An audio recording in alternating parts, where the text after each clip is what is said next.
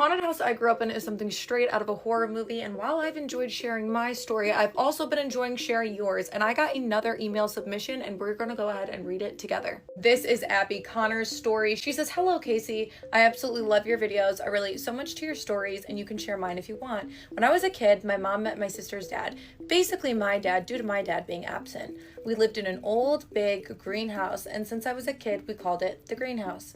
Eventually, they divorced, and I lived with my mom from the age 6 until my freshman year when she kicked me out.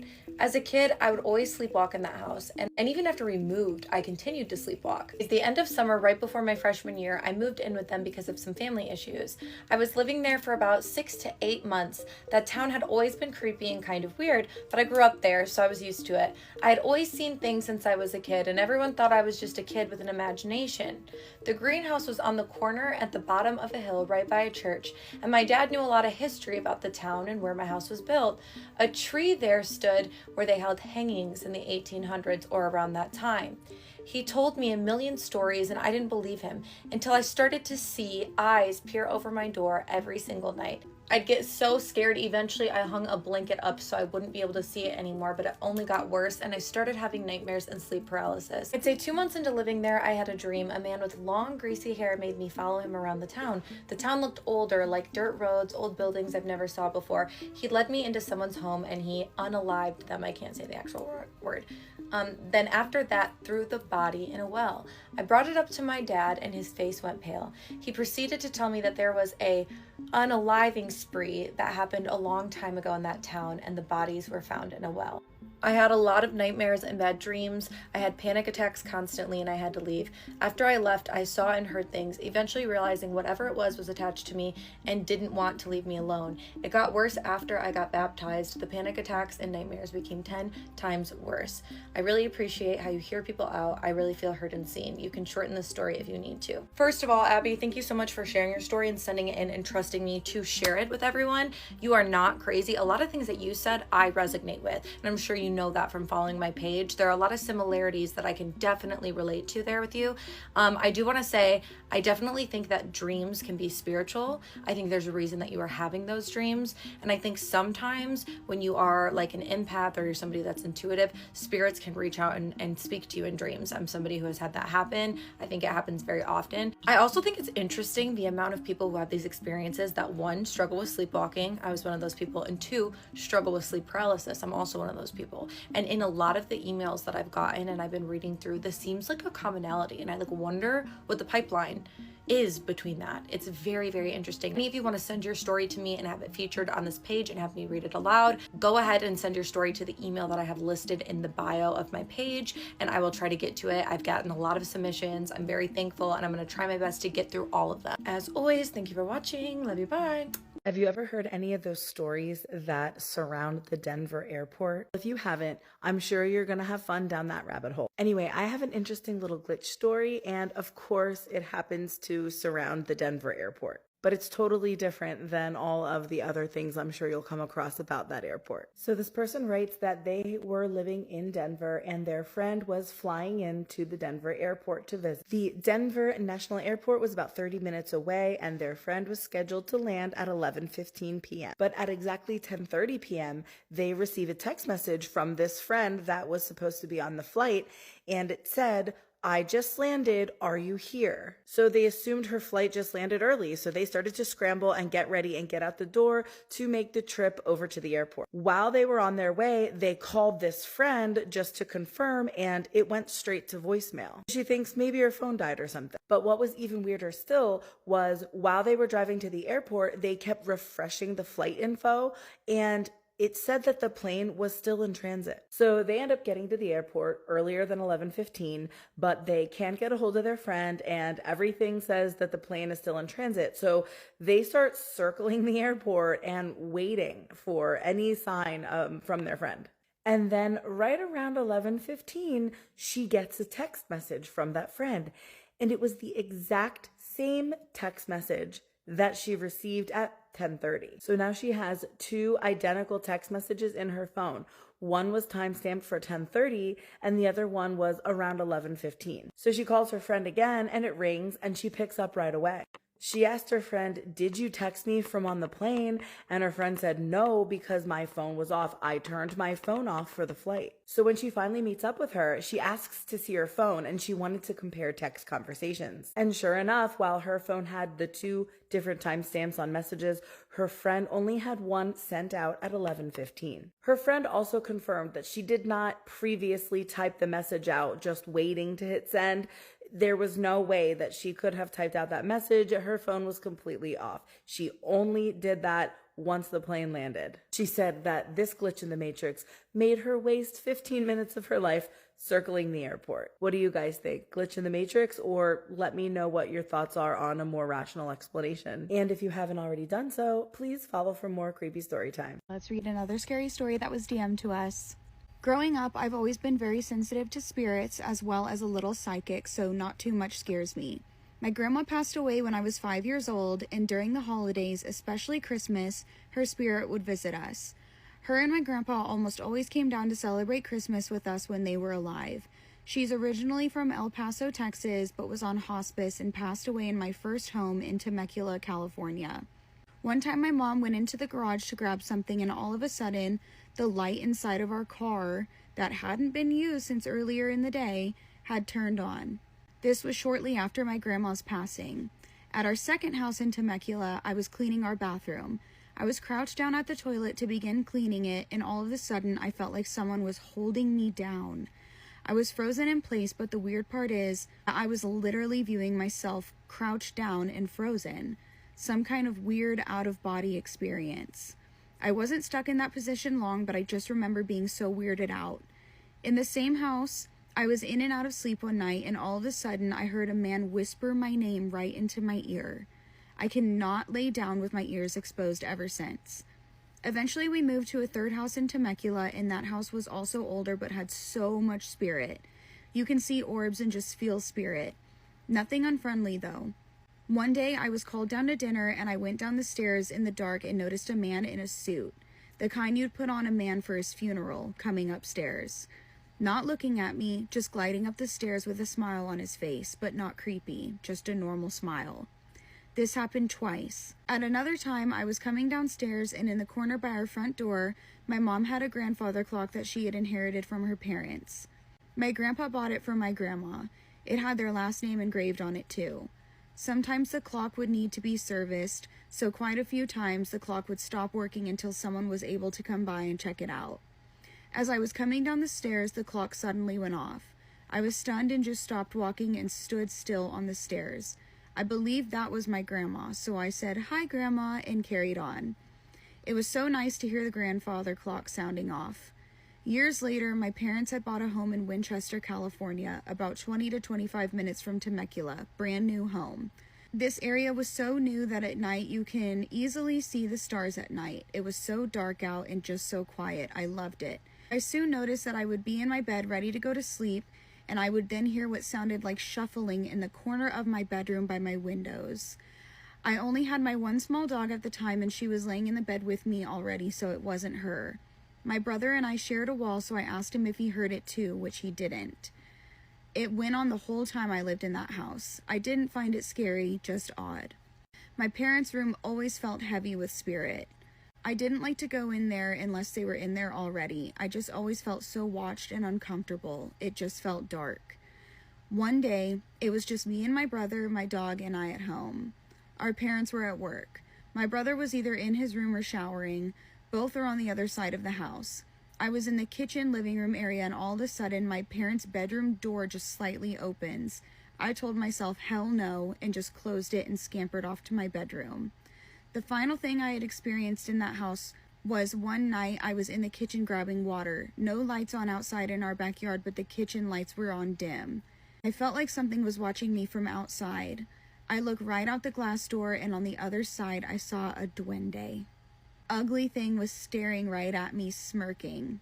So this was sent by Chelsea. I'm going to tag her below. And she is obviously very sensitive to spirits and all that kind of stuff, girl. That's like really cool, but also really scary. The grandma thing is really cool. But the duende? Absolutely not, girl. That was really entertaining. I liked that story a lot. One morning in the summer of 1889, a 36-year-old surgeon named William Halstead and his head nurse, 27-year-old Caroline Hampton, stood in an operating room prep area in the Johns Hopkins Hospital in Baltimore, Maryland.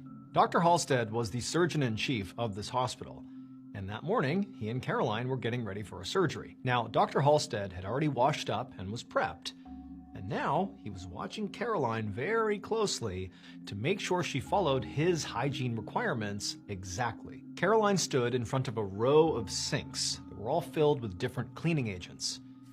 She started by washing her hands with scalding hot water and medical-grade antibacterial soap. Then she cleaned her nails with brushes and files. Then she dipped her hands in acid. And then she finally finished with a 5-minute soak in a highly corrosive liquid called mercury bichloride. Dr. Halstead ran a really tight ship, specifically when it came to hand washing. And this was the process he believed was the safest. And Dr. Halstead's theory that basically nuking your hands with cleaning agents before doing anything in the medical field actually made him sort of unique at the time. Because this was 1889, and hand washing was just not very common, not even in hospitals. Germ theory, which is the idea that illnesses can spread by germs that we can't see, and they're all over us, on our hands in particular, and so we have to kill the germs to prevent the spread of illness, right? That theory, germ theory, was very new at the time. And truthfully, a lot of doctors at the time didn't believe in germ theory, which meant they didn't do things which we would now consider standard hygiene practice in hospitals, like, basic hand washing and regularly disinfecting tools and surfaces. And Dr. Halstead was a huge proponent of germ theory and aggressive hand washing. And so he had instituted this whole multi-step awful hand washing routine for his whole surgical team at Johns Hopkins. And the results had actually been fantastic.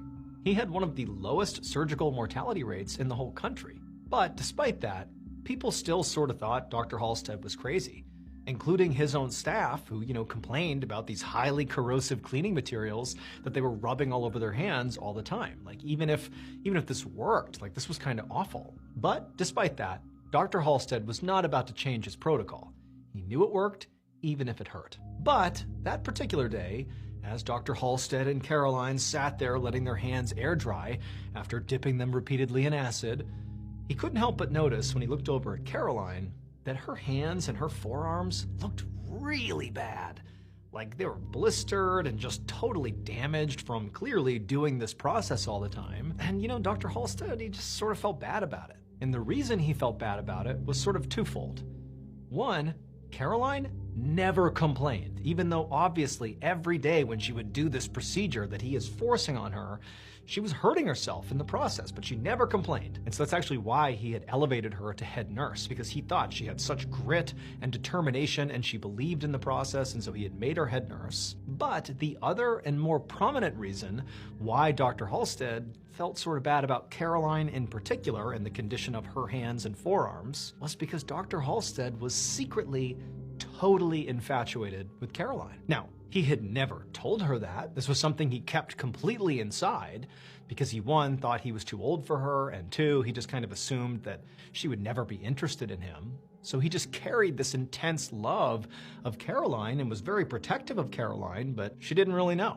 And so that was why when he looked over and saw her clearly in pain but not complaining, that because of his love for her, Dr. Halstead really for the first time began to question his big hygiene process. He knew it worked, but at what cost? His beloved Caroline was suffering because of him. And worse, he was sort of trapped. He would love to tell her that she didn't have to do that. Let your skin heal. I'm so sorry, Caroline. But if he did that, if he made an exception for her and said, don't follow this process anymore, people would find out and it would totally undermine his credibility. His whole thing is he's like, everyone must follow this process to stop the spread of germs and stop the spread of illnesses. Everybody's gonna do this. And so if he didn't make her, what does that say about him? And so as he's sitting there watching Caroline dutifully get ready for surgery, Dr. Halstead, for the first time, really began seriously considering if there was any way, any sort of workaround that maybe could lessen the pain for Caroline. Just because he loved her. That was it. It wasn't a safety thing. It was just because he loved Caroline. But despite putting some real thought and energy into trying to come up with something to lessen the burden on Caroline, he just couldn't find a solution. All his solutions involved her not following the process, which he couldn't do. Fast forward to early 1890. So about a year after Dr. Halstead first really began considering how can he help Caroline not hurt her hands anymore. So about a year after that began to be a thing for him, and he's in his office and he's looking at his desk, and on his desk is this small package. And he hasn't opened it yet, but he's so excited. He's also kind of nervous, but he feels like this is it. This is the thing I've been waiting for. So over the past year, Dr. Halstead had continued to iterate on how can I help Caroline? How can I keep her from hurting herself? And eventually he had this huge epiphany. He came up with this sort of outside the box concept, and he pitched it to a company and said, hey, can you help me make these? And now sitting in front of him on the desk was effectively the prototype of this strange thing he had come up with, which again was just to help his love, Caroline. And so Dr. Halstead took a deep breath, he walked over, and he ripped open the package, and inside were these two strange-looking objects. And he picked them up, and without any hesitation, Dr. Halstead took the two objects, he left his office, hustled down the hallway to the OR prep room, where he finds Caroline. And she's getting ready to wash her hands, for an upcoming surgery. And he stops her and says, here, and he hands her the two objects, and he says, don't wash your hands. Just use these. And with a confused look, with her bloody and blistered hands, she took the two objects and said, okay. 1 week later, and already Caroline's hands and forearms were healing up beautifully. And also, Dr. Halstead, over the course of this week, was so excited about his prototype and the progress that he was clearly seeing in Caroline's skin condition that he finally worked up the nerve to tell Caroline how much he loved her. And Caroline would actually tell him that, believe it or not, I'm in love with you too. And before long, Dr. Halstead proposed to Caroline and they got married. However, it was not their love that sort of was remembered for generations to come. Instead, the only reason we know about these two is because of that prototype that Dr. Halstead came up with, what he gave to Caroline that ultimately saved her skin. It was the perfect workaround to his hygiene hand washing process. In fact, these objects that he created were so effective that he and everybody else basically in medicine across the world began to use these brand new tools. And so it is almost entirely because of one man's love for a woman that we now have arguably the most used medical tool in the world. Dr. Halstead inadvertently created the world's first ever rubber surgical gloves.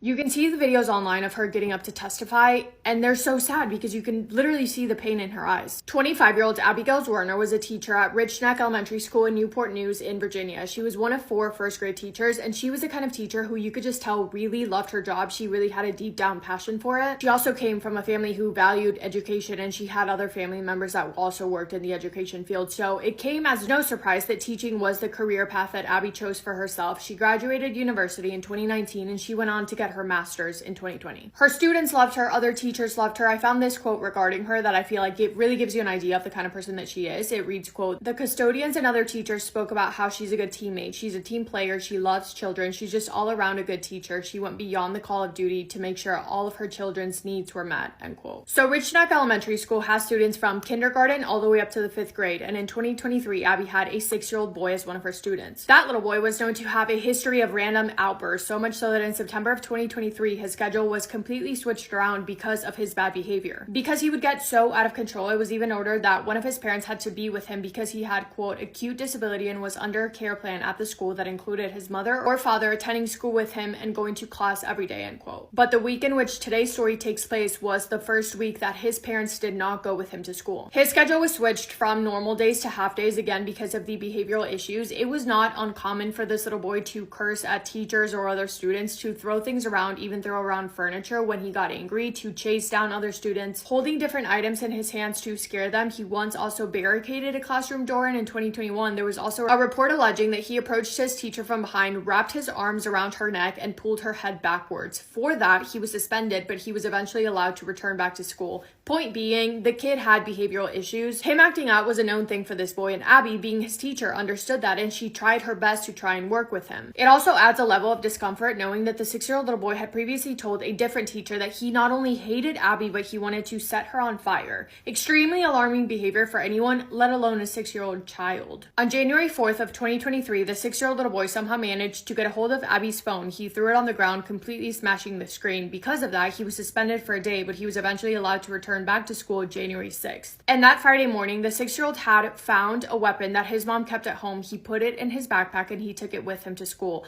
Allegedly, his mother had the weapon stored on top of a shelf in a closet in her bedroom. And according to her, it had a lock on it, but somehow, someway, the little boy found it, put it in his backpack, and took it with him. From the moment he showed up to school, which was around lunchtime, right before, like around 11 a.m., he was already acting out. And during recess that day, Abby became suspicious that the little boy had something on him, and she told 2 other school employees about her suspicions, leading to one of them searching his backpack, but they did not find anything. However, after lunch, Abby's Werner approached Ebony Parker, the school's assistant principal, and looped her in on the situation, letting her know that she was concerned. Also saying that even though they did not find anything inside of his backpack, she had seen him remove something from his backpack and suspected that he could have whatever he had, which she assumed was a weapon, inside of his pockets. However, the assistant principal didn't really seem to be concerned about it, saying, well, he has little pockets, kind of like suggesting that he didn't have anything in his pockets, saying that they were small and nothing could fit in them. I don't know. Abby also told her that the little boy appeared to be in a, quote, violent mood, end quote, not only towards her, but also towards the other students. And Abby stated that when she shared that information with Miss Parker, she had no response. When Miss Parker was notified that they searched through the backpack and found nothing, it was around 12:30 p.m., so right after lunchtime, and just after 1 p.m., a third teacher told administrators that a different student who had been crying clearly out of fear had admitted to the teacher that he had seen the weapon during recess, and said that the 6-year-old little boy told him that he was planning on using the weapon on Abby, and told him that if he told anyone that he had seen it, he would use the weapon on him. That was also brought to the attention of Miss Parker, who only said that his backpack had already been searched, so all was good. And then a 4th school employer, a guidance counselor, who had heard about the situation, was also extremely concerned, and they asked Miss Parker for permission to conduct a search of the boy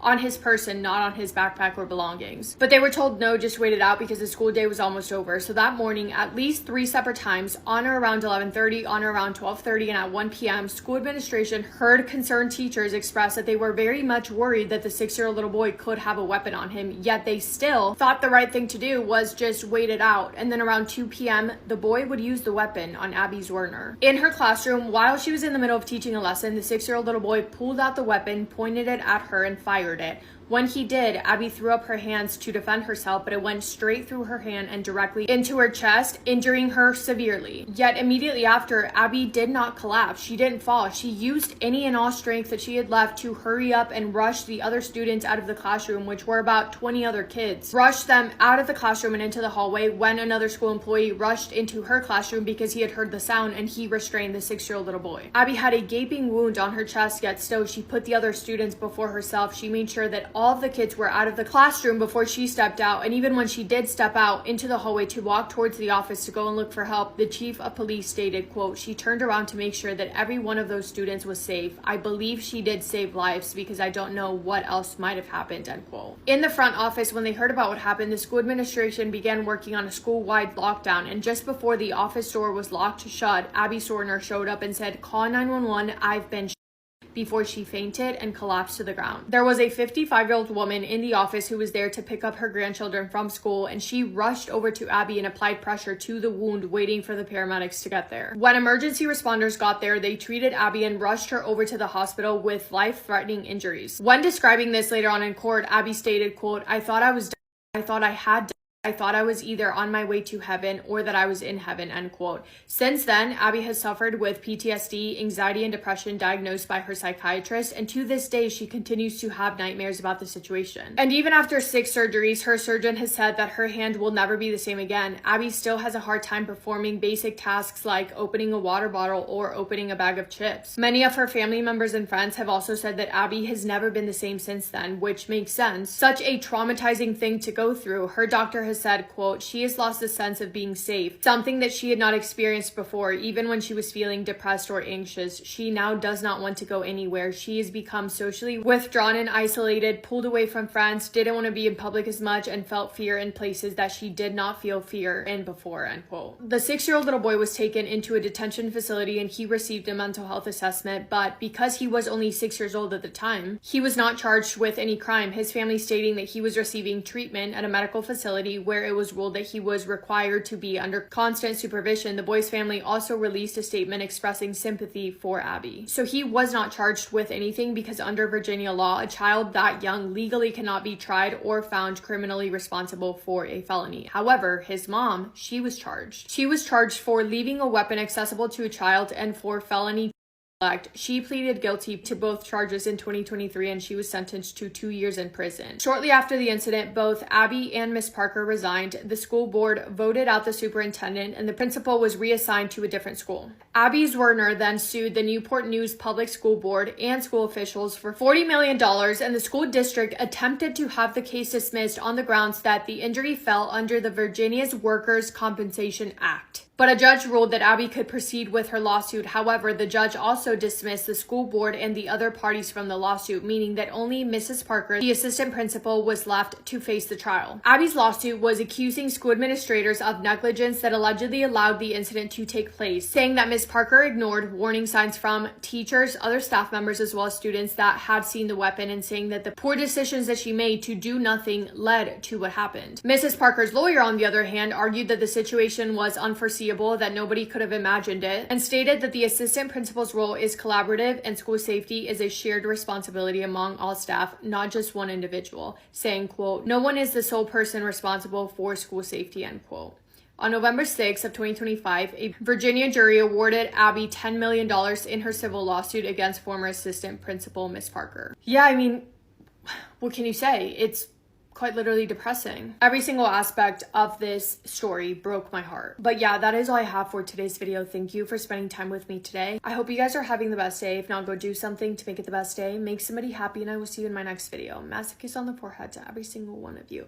My creepy storytime followers, Salma, sent this story in, and it comes with receipts. Salma is from a northern part in Nigeria, and she's also a pastry chef and owns her own home bakery. So about 2 months ago, she was recording the leftover tres leches cakes just for content, and when she played back the video, she noticed something. So around 6 seconds into the video, she hears a voice. She said at first she thought it was her talking to herself because she often does that, but then she remembers that when she's recording a video, she even holds her breath so that she doesn't have any extra shaking. She said that everyone else had left for the day and there were no TVs or radios playing, so it couldn't have been that. The only other person that was at the home was her assistant, and they were outside, and she even confirmed that yes, they were outside when she was recording this video. So she's playing this video over and over again, trying to make out what this voice is saying. So she very quickly realizes that this voice isn't in English or Hausa, the other language that she knows, and she started to sound it out.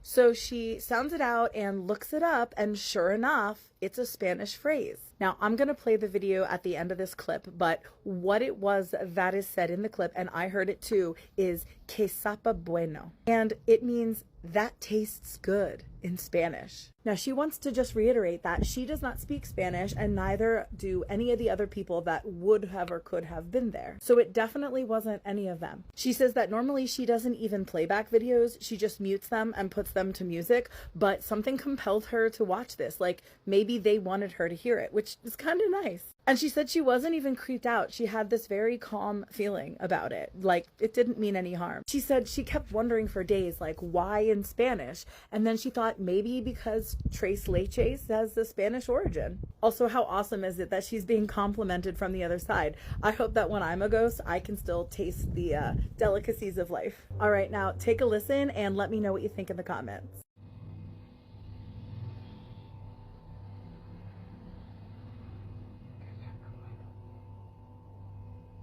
Her boyfriend ran her over with his car. This one is really, really heartbreaking. It's the case of Sophie Ringquist. And it's one of those cases that was so preventable, and it makes you sick to think about it. I do need to give a quick trigger warning for the unaliving of a minor. Please take care of yourself. Your mental health matters. And a quick disclaimer that I'm just a girl, I'm not a lawyer, and all this information is publicly available. I also do need to say that this is an active case, so all this information is alleged. Sophie Ringquist was a 17-year-old girl from Burlington, Connecticut. She was described by everyone who knew her as bright, funny, driven, and full of life. She was the kind of teenager who had her whole life already planned out. She was taking college courses while she was still in high school. She taught swimming lessons to little kids, she loved hanging out with her friends and family, and she loved going to the gym. She had this big, warm personality, and everyone said she was fierce in the best way.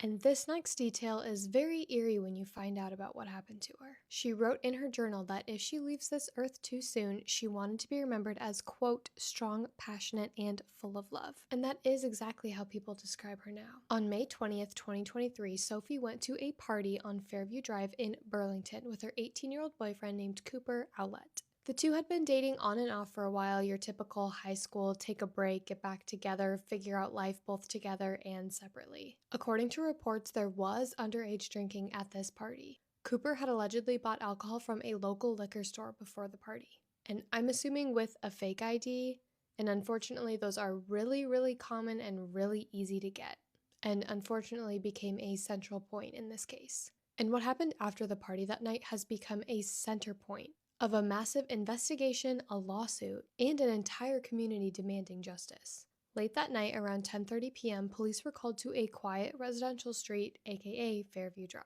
after reports of an incident, but when officers arrived, they found a car crash, but it wasn't a normal crash scene. It was Sophie, found seriously injured. She was lying unresponsive on the ground. Unfortunately, she did pass away, and the medical examiner determined that she passed away from blunt force trauma to her torso. And investigators found that Sophie wasn't just hit by the car, she was run over. And according to the police, the driver was her boyfriend, Cooper. He was arrested more than a year after Sophie's passing, after this incident in July of 2024. And he was charged with first-degree manslaughter and providing alcohol to a minor. The alcohol charge was because he provided alcohol for the party. He was a minor providing alcohol to other minors. Now, at first, the details of this case were super unclear because some thought it was an accident while others thought that Cooper had a plan. Some people thought that maybe he didn't see her in the road, or others thought it was some kind of tragic mistake. But as the investigation unfolded, inconsistencies started showing up in his story. Witnesses said there was an argument earlier that night between Sophie and Cooper at the party. Others said that she had been trying to leave the situation, trying to leave the party without him to get space from him, but he didn't want her to go. Prosecutors found out that Cooper had been drinking that night, and by other witness accounts, there was evidence of him exhibiting reckless behavior before the incident. Sophie's mom, Jennifer Ringquist, wasn't just grieving the loss of her daughter, she was furious about this whole thing. She filed a lawsuit not only against Cooper, but against the liquor store that sold him the alcohol that he brought to the party that night. And she sued the family who hosted that party. The lawsuit claims that all three parties, the liquor store, the party host, and Cooper, played a role in what led to Sophie's passing. Basically, if the alcohol hadn't been sold to him and he didn't bring it to the party, and if there was no party, Sophie would still be alive. And people around Sophie came out and said that there were parts of her relationship that seemed a bit off. She had reportedly told some friends that her and Cooper were having some issues, and sometimes he got controlling and jealous. She was young, full of life, trying to figure out what healthy boundaries look like in a relationship. And the sad part is she didn't get the chance to learn from that phase and grow from it. She was taken too soon. The community was outraged with this case. Sophie's friends were posting TikToks and Instagram posts saying that she was, quote, the sweetest girl ever, quote, always smiling, quote, always making everyone feel loved.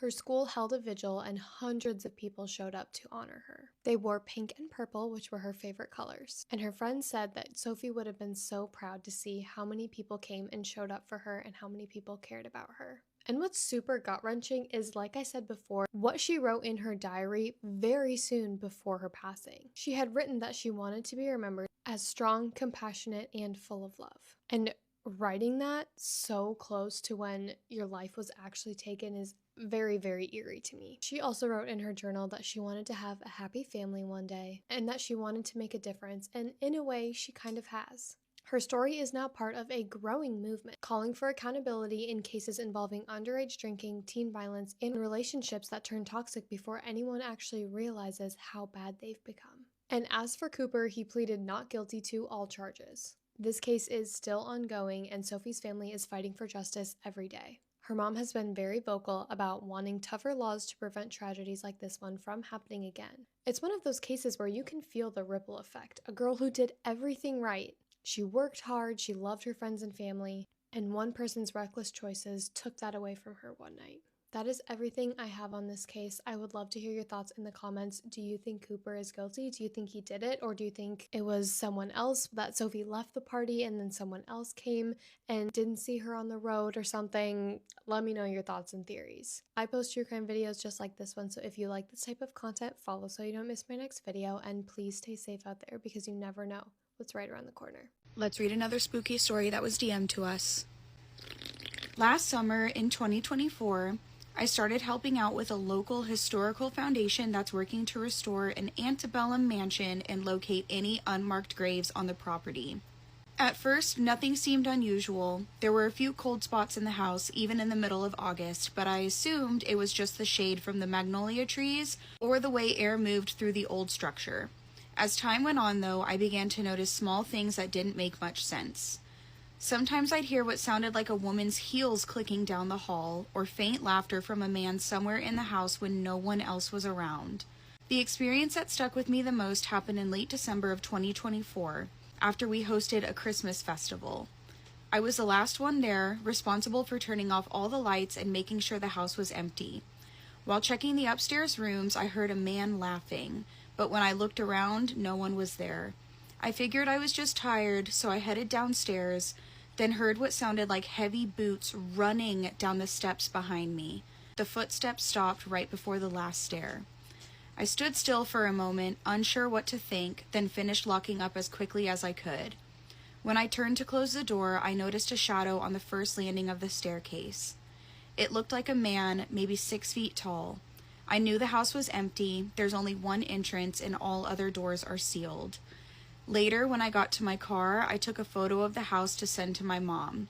When I looked back at it, I noticed what appeared to be 4 faces in the window. The last one especially looked eerily similar to one of the original owners of the mansion. So she sent me pictures. She wants to keep the house anonymous because she does work for it, and they have like people who like will come in and vandalize houses and stuff. So we're just keeping her private, okay? But she did send me pictures. And there is absolutely spirits in her picture that she took. This girl is legit. How brave for her to be the last one in this old haunted mansion, all alone locking it up. No, could never be me. That was an awesome story though. And now I think I want to do more research on haunted houses. I think I'm going to do that. So stay tuned. Story time on when my parents were walking through Central Park at nighttime and they heard ghosts behind them telling them to move out the way. Yeah, it sounds crazy. So it was a regular night. It was like 7-8 o'clock at night. My parents were like 19 and 20 at the time, so I was about like 1 or 2 years old. I was the only child at that time, so they decided they wanted to take me for a little walk through Central Park. They went with their friend at the time. And so they're just walking. And obviously it's pretty dark around that time because it was the summertime. And as they're walking through Central Park, they're having a little conversation. And while they're having a conversation, it was like really, really dark where they were walking at, even though like the park has some lights. The area that they were walking in was like pretty dark. So as they're talking, they hear somebody behind them start like coming up to them, and they like say something, but they couldn't really make out what they were saying because my parents were in the middle of their own conversation. So they just like figured that the people said like, watch out, we're coming through. So when they looked behind themselves, they seen a light, but like it was like pretty far from them. So they was just like, okay, we're gonna finish our conversation, but like we're gonna make sure there's enough space for the people to go by because they're probably riding their bikes. So that's what they did. And like after a couple minutes of them walking and talking and realizing that nobody's walking by, one of them, either my mom or my dad, had said it out loud, like they taking kind of long to walk by. So they all turn around and look, and nobody's there. But the thing about it is, they never heard nobody like walking off or anything. They didn't see the lights anywhere else in the park. They couldn't have gone that far that quick, honestly. But yeah, after that, my mom and they just kept on with their conversation, but they kept asking each other, like, did y'all hear that? Did y'all see that? And they were like, yeah, we did. So they knew they wasn't bugging. But like, my mom also mentioned when she was telling me the story that this was around the same time that people were going missing at Central Park, and around the Central Park 5 time, like when those boys got falsely accused of essaying that girl at Central Park. It was around that time when they heard all that noise behind them. So they were thinking like maybe it had something to do with somebody that possibly passed away in this park. And yeah. But if y'all want more story times, especially like the paranormal ones, I got y'all. It's paranormal story time. So this story is sent in by a user named Liana, who is 15 this year. This encounter happened when she was 13 during the Hungry Ghost month. It was around 9 or 10 p.m. when she wanted to go to 7-Eleven after hanging out with her friends at her friend's place. So because she was hanging out at Woodlands and she stays at Paya Lebar, she was thinking of taking Grab, but she just chose not to and decided to take the train. She was heading towards Woodlands MRT and she had to walk through this very creepy and eerie pathway to get there. Now, she was having second thoughts of using that path to get there because, you know, it's the ghost month and it's kind of creepy, but she was too tired to walk the longer path, so she just took it. And little did she know it was a terrible idea. Because the moment she started walking that path, she could already feel the vibes were just not right. And as she kept walking, she suddenly heard someone call her name, but obviously she ignored it because, you know, you're not supposed to turn around. Then at the corner of her eye, she saw a black figure and started to have massive goosebumps. And as you know, when you encounter these things, you have to pretend that you don't know. So she just brisk walked and pretended like she didn't know what was going on. And the scariest part is she could feel someone breathing by her neck. And the thing is, there is absolutely nobody around her. And if you thought that was bad enough, she felt a tap on her shoulder, and that was when she just sprinted to the MRT station. Thankfully, that thing didn't latch onto her and didn't follow her home. See, the lesson here is to listen to your gut feeling. If it's telling you that it's a bad idea, it's a bad idea. That's all for tonight. If you guys have a story to share, drop down the link in bio and I'll check them out. You can't make this stuff up. Might have known the story of real-life boogeyman. Hello and good morning. Somebody in the comments asked me if I had a story about the Palmer House or Macy's in downtown Chicago, and absolutely the fuck I do. Absolutely. It's about Macy's. Let's go. Story time, y'all. It's story time. Story time. Paranormal Chicago activity. Quick, catchy. Okay, so boom. I will never forget this. I will never forget this day. It was November 15th, 2016 at 4:00 p.m. It was a motherfucking Wednesday. I got a call to come up to Macy's because I had put in an application and I'm thinking that it's finna be an interview. Absolutely wrong. First and foremost, Macy's, why the fuck did y'all make us put in an application by ourselves on a computer to call us to come into the store to put in another application on a computer for us to go back home and wait for y'all to call us to come in for an interview? What was the reason for us to come to y'all to put in the goddamn application when the application was already there? Literally the same thing that we did by ourselves at home is what you had on that computer at that rinky-dink ass building. And what was the reason? What was the reason? Whew.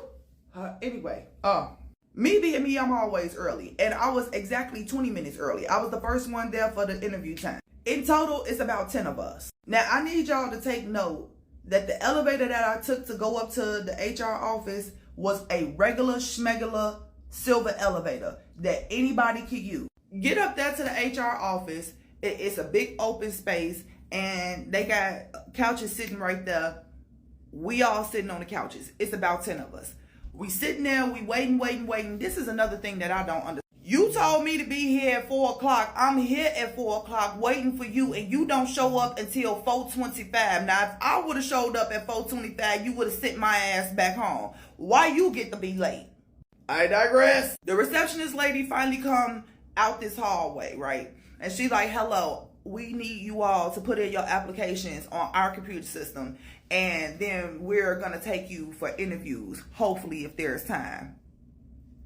Again, what was the point? I don't know, but okay, fine, go. Everybody sit down and do the application. Now, here's the thing. The lady tell us that she can't continue until everybody is done with the application. It take everybody together collectively. The last person was done an hour and 45 minutes. That's a little bit too long to be filling out an application when it's asking you questions about you, but you know, whatever. We sitting there waiting. The lady come back out of this mysterious ass hallway and she's like, okay, so we reviewed all of your questions and your applications, and she calls 3 people. She like, come follow me. And I'm like, okay, great. We are gonna have interviews today. Great. These people go in the back. They backed up for like 30, 45 minutes. Not a whole hour, but real close to it. When these people come out, they look drained and morbid, like they have been crying their life source away. They don't make eye contact with none of the 7 people that is left over. And we just sitting there like, what in the fuck? In comes creepy receptionist bitch again. She says, so we really like y'all's answers and your applications. We're going to ask you to come back. Just go ahead on, go home. We'll send you an email for when we want you to come back. Why would you make me sit here for 45 minutes if you already knew that you like me? You know what? Right now, I'm kind of not liking this company. I'm hungry. I want to get home. Let me just go home. Let me go home before I say something. Cat, keep your mouth closed. We're walking around trying to figure out how the fuck to get out of the HR office. There's no steps leading nowhere, and the only steps that we can find actually have an alarm set up to them. Now, for real, we all looking for an elevator or something to get the fuck up out of here. 3 people go one way, 4 of us go another way, right? Okay, us 4 find the elevator. We tried to go back to find the other 3 and literally got caught in a loop, having no idea where the hell we were. We get back to the elevator that we find and we like, fuck it. They must have found their way down there, because we did get back to the reception area where the computers and stuff was, and there was nobody there. In fact, all the lights was off. The only thing that was on was the computer monitors that we were sitting at to do our application, and then a light by the reception is that. Creepy vibes. We got to get the fuck on up out of it. We get back to the elevator. Now listen, we call the elevator, and this is where things get weird. When the elevator comes to us, it's the regular silver doors. When it open up, it's like an elevator from the 1940s or something. Y'all know those old school elevators where it's like nothing but gold all around, like it's a gold cage, a gold bird cage. Hold on, let me see. This is what it looked like, except for it wasn't black, it was red. Literally, even this little operation thing right here, this is how you go in between floors. This is what we saw. And instead of you being able to see straight through the iron gates, it was like a frosted glass. I'm looking at it. Everybody else looking at it. This ain't right. This not the same type of elevator that we took up here. In comes creepy receptionist bitch. It's fine. Scared the shit out of us. We all turn around. That's just the freight elevator. We use the elevator all the time. It's for the employees. Go ahead. Where she come from?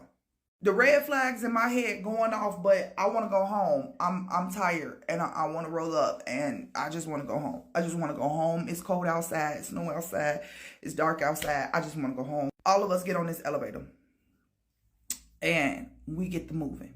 This elevator is moving like a fucking snail. All of a sudden, it get the rattling, and it was like making a screeching noise, you know, like metal grinding against metal. The little dial on the screen said 13. See, it's 2 problems with that. 2 problems with that. One, we turned the dial to the first floor. We looking at it. We could see that we got the lever pushed all the way down to the first floor. Number 2, Macy's ain't got a 13th floor. These doors open up, and it's like an old school abandoned department store. It's like Macy's from the 1920s. It's boxes everywhere. You can see that there's dust and grime on every damn thing. his thick ass cob, where fluorescent lights is flickering, or the hairs on the back of my neck is standing up. My heart is in my throat. One of the dudes steps off of the elevator and he get to looking around. Well, I wasn't gonna do this. I'm not leaving this motherfucking elevator. That man say, where the fuck are we even at? As he says that, way across the room, all the way in the back corner, where you can see it's another room back there and it's dark as hell. The fluorescent lights in the ceiling just pop on. We all looking. He say it's just a coincidence. It could be a little mouse or something like that. Another set of the lights come on, and they're closer. I say, come on, get back on the elevator. Please get on the elevator. He said, it ain't nothing to worry about. We just need to get to like a stairwell or something. He steps further away from the elevator, and another section of lights come on. Oh my God! He look at the lights. He look back at us. That motherfucker take off back to the elevator. Now slowly, the lights is coming on, and they coming towards. One lady got the lever. She going to town, boy. She trying to spark this mother. The man trying to pull the gates closed.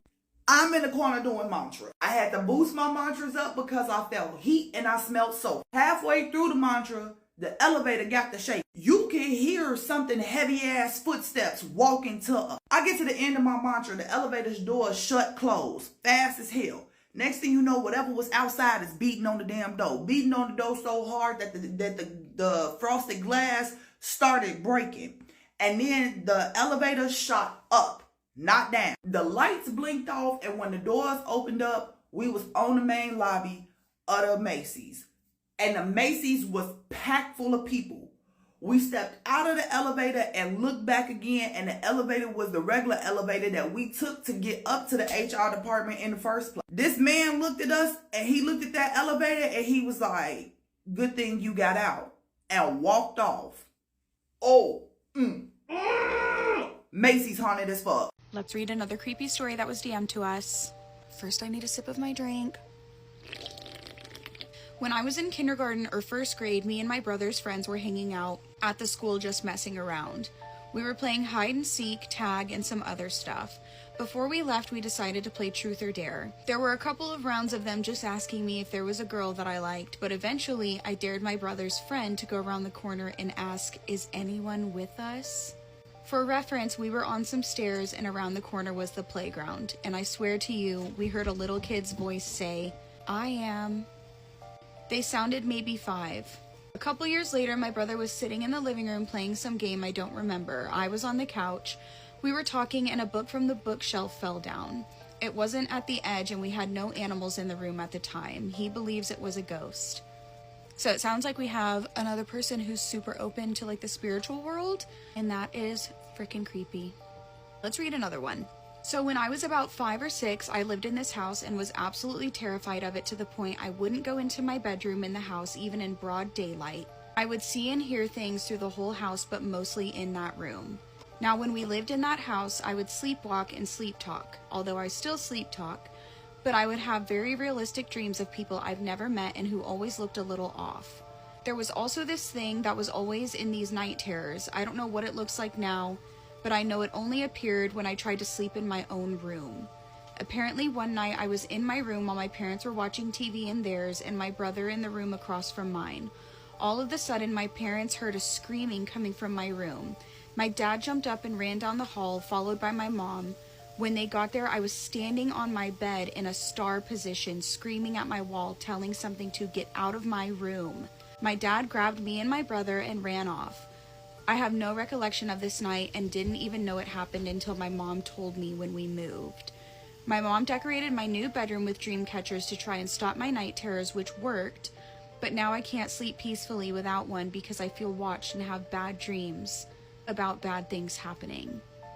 Mostly involving entities I haven't seen, and also when I get hurt in these dreams, I wake up with the same spot hurting. Okay, this one is so relatable because I have dreams like that. My dreams are so real. If I feel like pain in my dream, I will feel it when I wake up. A dream catcher is a really good idea. I think I'm gonna get one of those and start sleeping with one in my room too, because I always have like vivid nightmares. Yeah, I'm gonna get a dream catcher.